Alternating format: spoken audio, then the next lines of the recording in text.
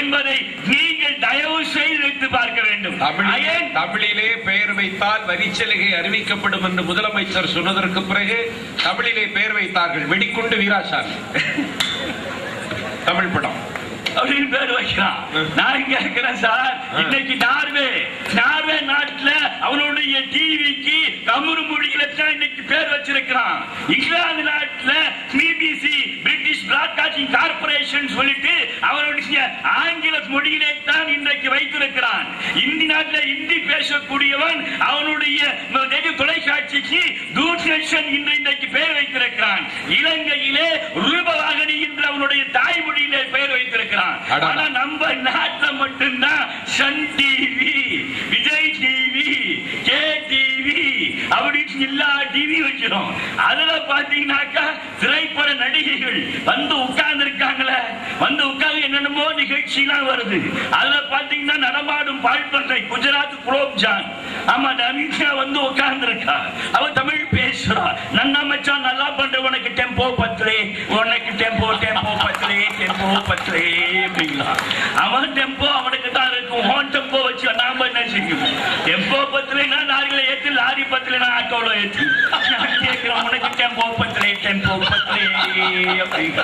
தமிழ் வளருது. ஆமா, யூரியா வச்சு வளர்த்தா கூட அந்த மாதிரி தமிழ் வளர்க்க முடியாது. ஆனா டிவியில வளர்க்கிற தமிழ் இருக்கு பாரு.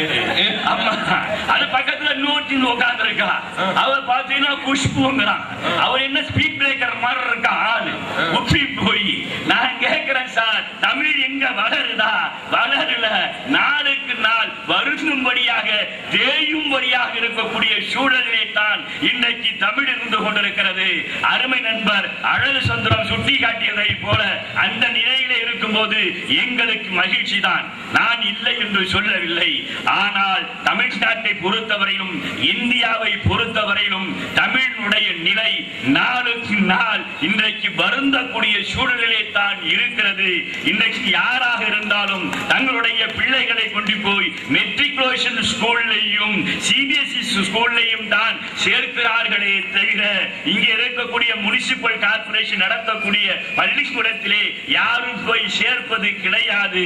ஏன் என்று சொன்னால் தமிழ் இன்றைக்கு வருந்தக்கூடிய நிலையிலே இருக்கிறது என்று சொல்லி நடுவர் அவர்களே, நீங்கள் நல்ல தீர்ப்பு தரணும். நீங்க நல்ல தீர்ப்பு சொன்னீங்கன்னாக்கா அருமையண்ணன் அபிராமி இடத்திலையும், ரிகு இடத்திலையும், அருமையண்ணன் சந்திரமோகன் இடத்திலையும் சொல்லி உங்களுக்கு ஒரு அற்புதமான சிலை வைப்பதற்கு நான் ஏற்பாடு செய்கிறேன்.